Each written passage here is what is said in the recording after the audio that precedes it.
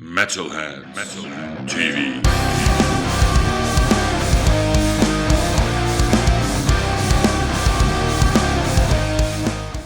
Hello Metalheads, this is Kayo. Right next to me is Shed from Hellyeah, and today we're gonna do an interview about their new record. So Shed, last time you've been here 2 years during the festival run of the Blood for Blood record. I know the first show in Munich was cancelled. The second one, I was there in Gelsenkirchen at a stadium. Yes, right. Yes. The sound man fucked your whole sound, and we were pissed and went off stage after, I don't know, 50 minutes or so. Yeah, it wasn't very long. And my first question is, how is this tour so far? Fucking awesome. I mean, it's amazing compared to that. There's really no way you can describe that feeling. And, you know, to go out and fucking, well, the first show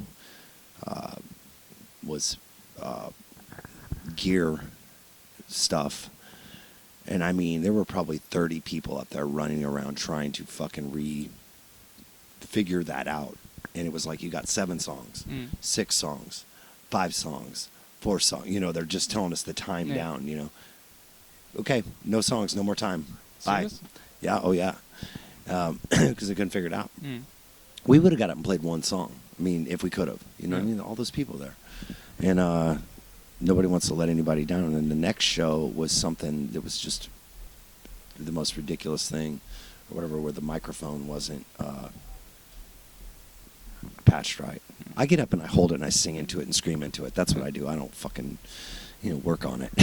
That's a good point, because I think you're a person who's always giving 100%, and if something goes wrong, you're very pissed and angry. Yeah. After such an intensive show, how do you try to calm down? You have to have a very short memory. You have to just try to put it as best you can to put it behind you, and think forward to the next show, and figure out what the problem was with that one, so you can move forward. You know, that's the best. That's the only thing you can do, really. You know, unless you want to sit and dwell on it, and then, what's the point? Okay. So for this tour, you're supporting Korn this time. amazing. And I saw your set list. You just play 7 songs. 6. Six songs. Okay. And It's quick. Yeah, it's very quick, and I know a lot of Hellions, and me included, that doesn't satisfy us all. So my question is, are there plans that you come back to Europe? We want to, and it's our philosophy, and it's always been for our philosophy, and I don't know why this hasn't been, I guess, brought to fruition. I believe in order to be a worldwide band, you have to play worldwide. You know, if you sell a record in Düsseldorf, you better be ready to come to Düsseldorf and play for the people that you sold the record to. If you sell a record in Kenya, Africa, you better be ready to go to Kenya, Africa and play. You know what I mean? Don't sell records in places if you don't intend to go to them.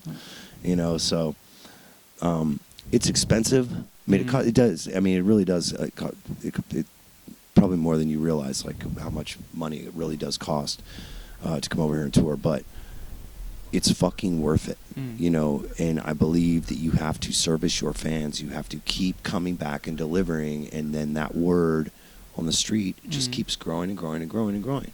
You know, and when you do come here, you want to give your best. You know, and you know, I fucking spend on this tour 23 and a half hours of my day waiting for that 30 minutes to get up on stage and just let go with all of my friends and family. I consider them family metalheads. I think the metal community is worldwide. Heavy metal music has saved my life more times than I can count.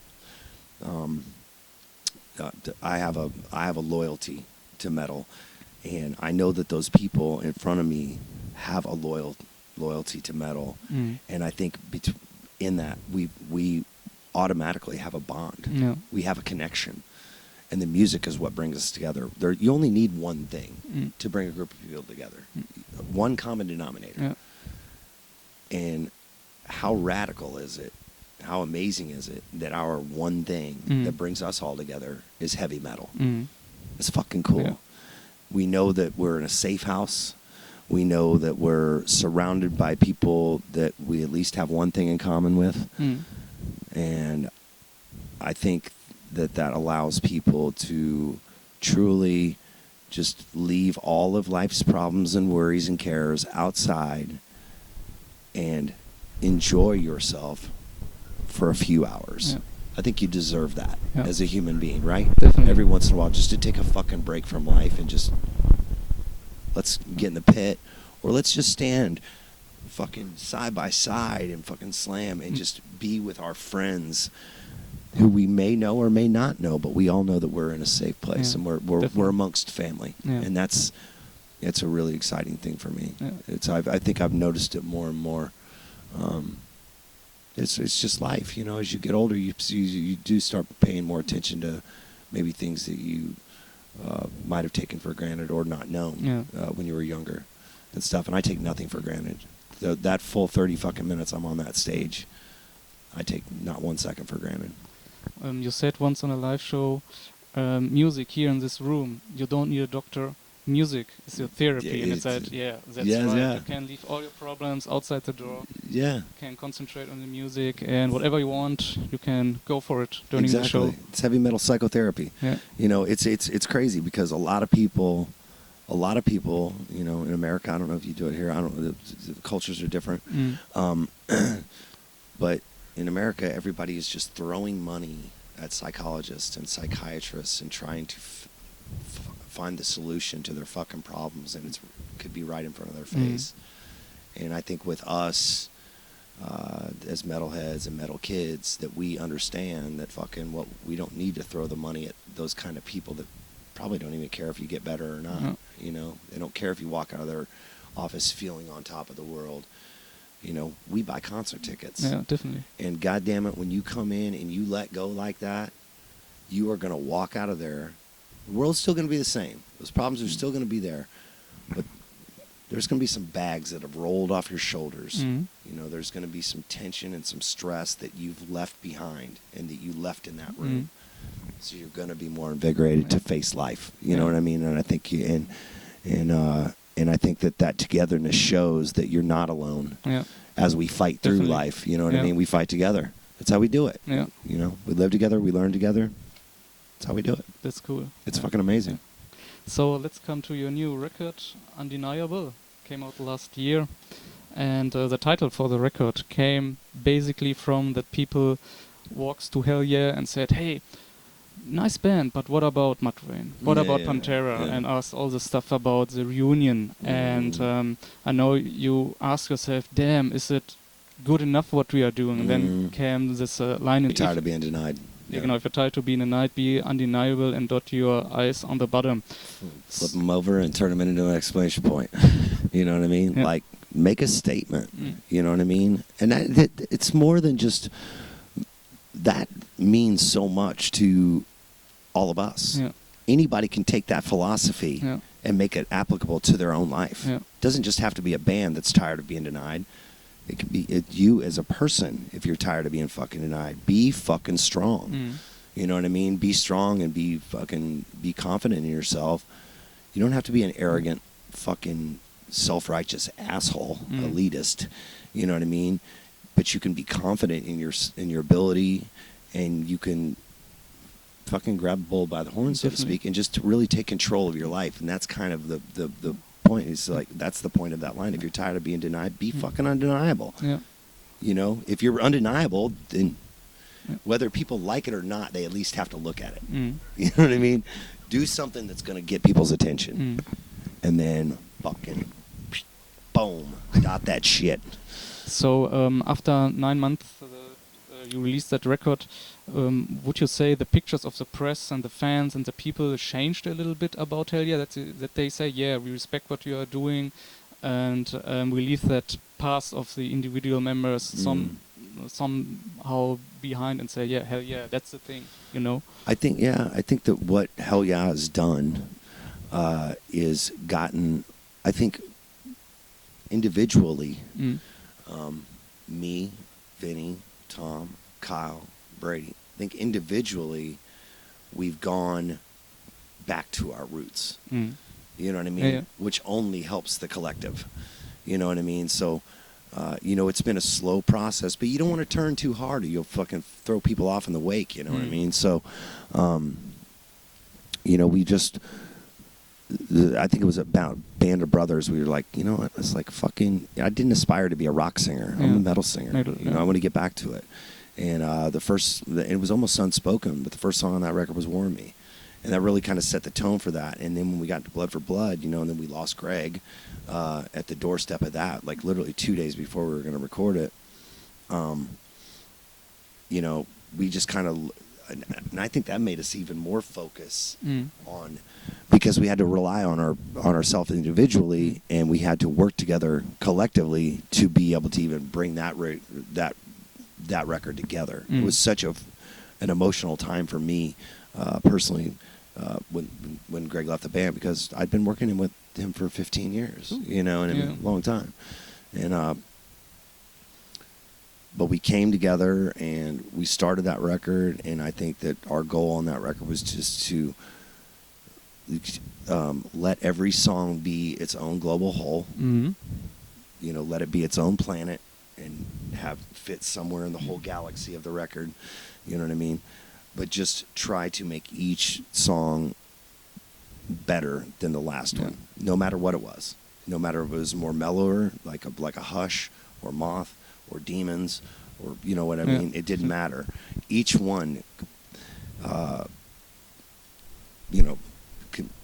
perpetually just kind of got better, in its own right. It wasn't that Hush was better than Demons. It was just fucking different. Awesome, and it was different, completely heavy on a completely different level, So, yeah. Let's talk about your new single, Love Falls. I interpret the lyrics in a way how they are written, that the topic isn't not necessary about love between a couple. It can between also like, I'm into a hobby and I lost a passion for it, And what motivates you to write this kind of song? I don't know. I just like to write helpless shit. I don't know. I mean, the song kind of sings like when you hear the music bed and you hear what the music is. It's like, obviously I'm not going to hear that riff and go wah. It doesn't apply. There's something, you just sit there with the song, and you just sit there and you over and over and over and over and over again listen and listen and listen and listen and listen till you want to just rip your fucking hair out. And then then you go away and boom, the idea pops in your head, and it's just like that little play on word, fall in love falls out of me, you know what I mean? So I don't know what it was with that line, but it's I mean, it really is about just kind of everything. And I think that it's really important to me to write kind of vague and ambiguous, so people can make it, because maybe it is about a relationship or whatever, and that's how somebody makes that connection to the song. Or maybe it is about what you're talking about, like a different type of love that you've lost or whatever. But I think that everybody in this world that has any kind of human emotion or feeling has had an experience with lost love, whether it's a breakup or whether it's, think about death. You know what I mean? My God. And just the idea that, like, it's kind of my fucked up way in my head or whatever, that good things go away. You know what I mean? We're all products of our past. And unfortunately, this is the product. Hi. Thanks everybody. But, that made me who I am, but you know what? It's like, I've lost love, and I've experienced death and the loss of people that I love through that, and on pretty much every level, and it really does suck. So it's like, I'm not like I'm writing something that I don't know anything about. I mean, it's like I said, but I want to make it, if I write it from my heart and I write it vague enough or whatever, people can make it part of their life. And I think it's really important. I think that building a relationship, I think it starts with vulnerability. To build a strong relationship, It's like you and I just meeting or whatever. It's like if we were just talking or something. Like if I were to tell, we were just like being friends or whatever, and just like kind of, just small talk. And then I were to come over the top and like talk to you a little bit more about life, you might go, "Whoa, Okay. I kind of wasn't expecting that." And that would probably trigger something in your mind, like maybe you would want to give me something back a little more. And then it builds. It builds. And then that's how really strong, solid relationships grow, is by people giving in and trusting and being vulnerable to another. Yeah. And writing songs is very much doing that, because it's something that I have experience with. Yeah. So I'm putting it out there. I'm just like, the line in X, bare my soul. Like it's wide open. Yeah. Are you gonna embrace it, or are you gonna fucking stab it? And trust me, both happens. Ooh. And it always, my God, that's the world now, is to be negative and to rip shit apart. Yeah, it's terrible. Definitely, some artists said that they thinking about just to write lyrics, I don't know, which are not true, which not based on real life things, to hide themselves. But they also said, but that's not the right way to sell something that they aren't. It's not being honest. Yeah.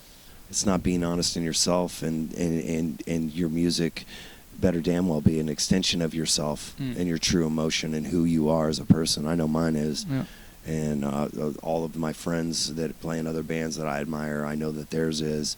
And all of the people that influenced me to do what I do and be who I am, I know that they did. Yeah. You know what I mean? You can't fucking give in to the world because the world's fucked up. Yeah, definitely. You know what I mean? You keep doing your thing, be undeniable, and you keep doing your thing. Yeah. And you keep fighting the good fight. That's it. So this year marks the 10th anniversary of your debut record, definitely. So do you plan any special, like a re-release on vinyl, or that you play a show where you play also the record from the first song to the last song, or anything like that? Like the first record? Yeah. That'd be cool. Thanks for the idea. Yeah, definitely. No, that would be awesome. I don't think that album is out on vinyl, is it? No, it's not. The second one also not. And yeah.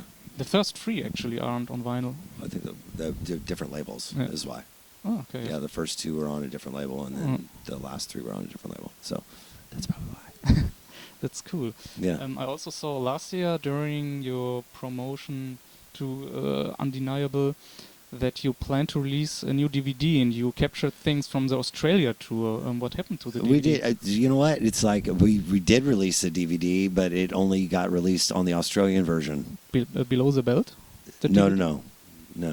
Literally, there's a live Australian show, DVD kind of thing that we shot when we went to Australia. Yeah. And they put it on the Australian release. Ah, okay. Okay, yeah. Again, I'm the guy that sings. I don't drive the bus. I don't fucking tune the guitars. I don't fucking manage the band and stuff like that. It's like, yeah, exactly. It's like there's so many things that scratch your head like, what?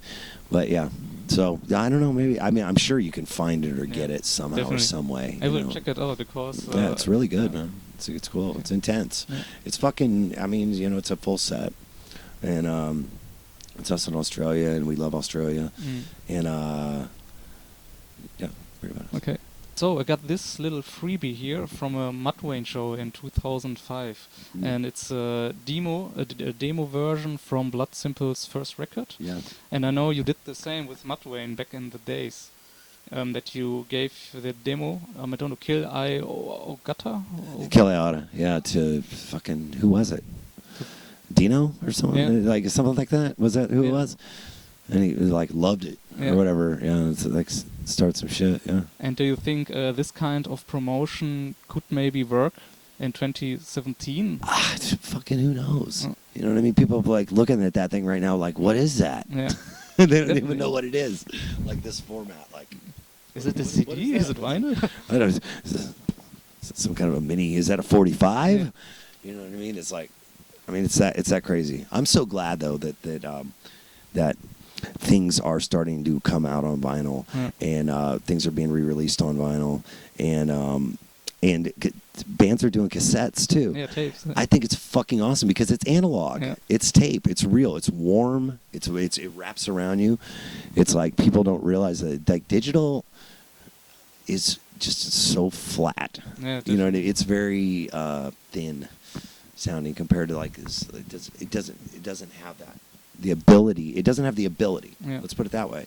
It doesn't have the ability to be able to just open its arms up and wrap itself around you. Like the fucking vocal is right here and the guitars are way over here and it's just everything is all around the room. It's like, goddamn, get into vinyl, people. Yeah. It's so fucking amazing. Definitely. So I was talking to a friend of mine last night. He was talking about the first Alien movie. You know, that's like 78, you know, or something like that. And you know, like Alien 1 and 2, and then like after that they started doing the, you know, like the Alien 1 and 2, they were like costumes and makeup and stuff, you know, live actors and shit. And then, you know, then the later ones, you know, they started getting into the CGI and creating this. It wasn't so good. It's not as good, dude.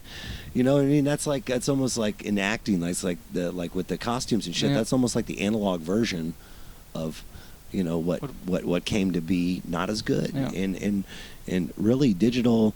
The sonic value of it is like 60% or something like that of a, you know, how are we allowing this to happen? Yeah. You know what I mean? You know, we have to think about some things. Yeah, we know we need to like take it back. We need to take it back. You know what I mean? But that said, you know what I mean? In order to do that, you have to buy the whole record. Yeah. You have to buy the whole body of work. Yeah. And that's such a beautiful thing, man. I mean, me growing up as a fucking metalhead, I married myself to all of the bands that I was into.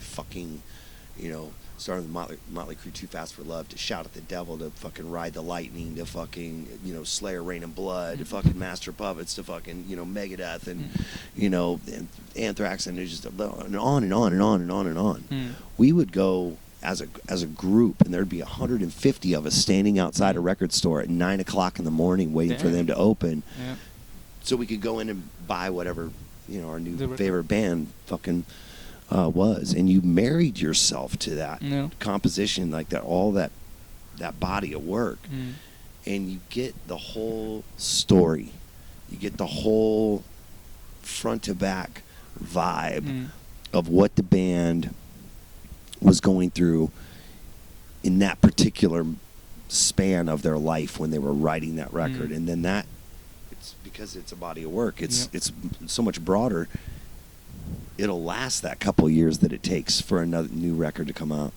Now it's just like boom, boom, boom. Yeah, boom. just one click and you can download it. Yeah, here today, gone this afternoon. Here today, gone this afternoon. I'm not knocking how people do things. I understand the convenience of it. I'm not saying fucking technology, you know what I mean? Technology, we're all, you know, slaves to it on a level. I'd be lying to you if I said I wasn't, you know, so I'm not going to do that. I'm not going to lie to you. I believe in being honest and truthful, and I'm not saying turn your back on technology or not embrace technology, because it does make shit easier and stuff like that, but support heavy metal music. Support heavy metal. If you don't support things, they will go away. Bottom line. And there are some people way up there at the top that are making all this fucking money that literally would not lose a minute's sleep if heavy metal just went away. Crazy. And, yeah, right? Yeah. Knowing that you're a metalhead and I'm a fucking metalhead and you're a fucking metalhead and all you at home are metalheads and shit like that. Like, can you imagine what life would be like without fucking awesome music? I can't even imagine what it would be like. It would suck. Definitely would suck. It would fucking suck. Beyond suck.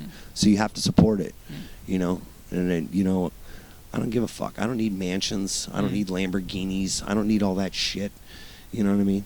Just music. Just metal music. Yeah, just be able to fucking make a living doing it. You know what I mean? Put a lot of work into this shit. You know what I mean? Just support it, support me. But it's bigger than me. It's bigger than Hellyeah.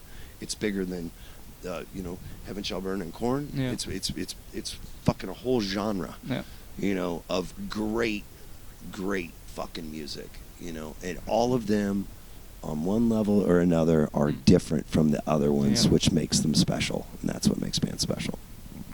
That's a cool statement, man. Absolutely, dude. Chet, you answered all my questions. I want to say you very, very much for your time. Yeah, and man. at least, is there anything you want to share with our viewers and, of course, Hellyeah fans? That has been the everybody that I've done interviews with over here. That they always say, "Do you want to share anything with our audience?" That's what I always say.